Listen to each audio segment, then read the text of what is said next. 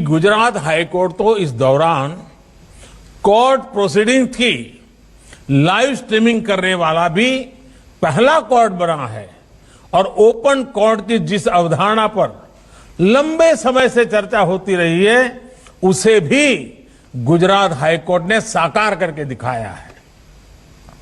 हमारे लिए ये संतोष का विषय है कि कानून मंत्रालय ने e courts integrated mission board project के तहत जो डिजिटल इंफ्रास्ट्रक्चर को खड़ा किया था उसने इतने कम समय में हमारे कोर्ट्स को वर्चुअल कोर्ट के तौर पर काम करने में मदद की। डिजिटल इंडिया मिशन आज बहुत तेजी से हमारे जस्टिस सिस्टम को आधुनिक बना रहा है। आज देश में 18,000 से ज्यादा कोर्ट्स कंप्यूटराइज हो चुकी हैं।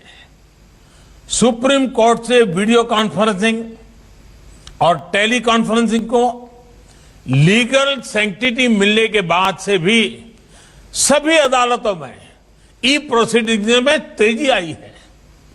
ये सुनकर हम सभी का गौरव बढ़ता है कि हमारा सुप्रीम कोर्ट खुद भी आज दुनिया में वीडियो कॉन्फ्रेंस के द्वारा सबसे ज्यादा सुनवाई करने वाला सुप्रीम कोर्ट बन गया है। दुनिया में हमारे हाई कोर्ट्स और डिस्ट्रिक्ट कोर्ट्स भी कोविड के टाइम में ज्यादा वीडियो कॉन्फ्रेंसिंग सुनवाई कर चुके हैं।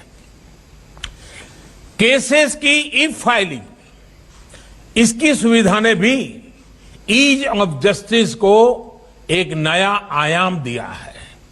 इसी तरह आज हमारी अदालतों में हर केस के लिए एक यूनिक आइडेंटिफिकेशन कोड और क्यूआर कोड दिया जा रहा है। इससे न केवल केस से जुड़ी हर जानकारी हासिल करने में आसानी हुई है बल्कि इसने नेशनल जुडिशियल डेटा ग्रिड की भी एक प्रकार से मजबूत नींव रखी है। नेशनल जुडिशियल डेटा ग्रिड के जरिए लॉयर्स और लिटिगेंट्स केवल क्लिक मात्र से सभी केसेस और ऑर्डर्स देख सकते हैं।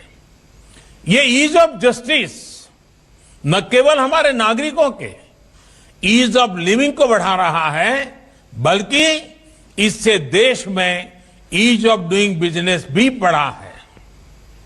इससे विदेशी निवेशकों में ये भरोसा जगा है कि भारत में उनके न्यायिक अधिकार सुरक्षित रहेंगे। 2018 की अपनी डूइंग बिजनेस रिपोर्ट में वर्ल्ड बैंक ने भी नेशनल जुडिशियल डेटा ग्रिड की प्रशंसा की है। माननीय आने वाले दिनों में भारत में ईज ऑफ जस्टिस और भी तेजी से बढ़े इस दिशा में सुप्रीम कोर्ट की ई कमेटी एनआईसी के साथ मिलकर काम कर रही है। मजबूत सुरक्षा के साथ साथ क्लाउड बेस्ड इंफ्रास्ट्रक्चर जैसी सुविधाओं को शामिल करने पर काम हो रहा है। हमारे जस्टिस सिस्टम को फ्यूचर रेडी बनाने के लिए न्यायिक प्रक्रियाओं में आर्टिफिशियल इंटेलिजेंस के इस्तेमाल की संभावनाओं को भी एआई की संभावनाओं को भी तलाशा जा रहा है। आर्टिफिशियल इंटेलिजेंस से जुडिशरी की एफिशिएंसी भी बढ़ेगी और स्पीड भी बढ़ेगी।